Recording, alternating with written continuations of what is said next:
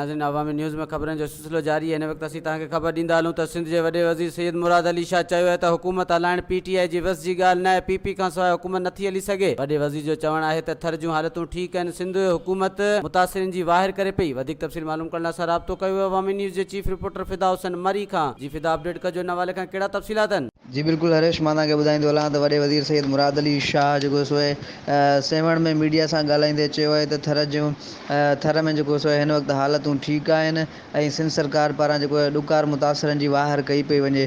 सैयद मुराद अली शाह जो चवणो हो त हुकूमत हलाइण PTI जी वस जी ॻाल्हि न आहे ऐं BP खां सवाइ जेका आहे असांजी हुकूमत उहो जेको नथी हली सघे। मां तव्हांखे ॿुधाईंदो हलां त हुन चयो त तब्दीली जे नारा हणंदड़ रुॻो मेहूं ऐं गाॾियूं खपाइण में पूरा आहिनि। जॾहिं त सिंध जो गवर्नर वॾियूं ॻाल्हियूं करे पियो पर हुकूमत हलाइण जेका असांजे संदन वस जी ॻाल्हि न आहे।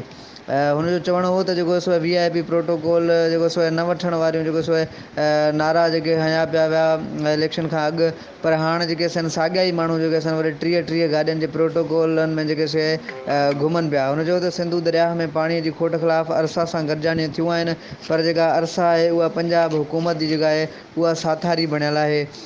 संदसि चवणो हो त मंछर जे जेको सो कंधीअ ते लॻल जेके RO प्लांट आहिनि उन्हनि खे जेको सो ॼाणी वाणी बंदि कयो वियो आहे ऐं उन जेको सो सॼे मामले जी हू पाण जेको सो जाइज़ो वठी रहियो आहे। सैयद मुराद अली शाह जो वधीक चवणो हो त जेको पंजाब जो अॻूणो जेको वॾो वज़ीर हुयो शहबाज़ शरीफ़, उहो जेको सो पंहिंजे जेल भोॻण जो जेको ज़िम्मेवार आहे उहो पाण आहे। जी।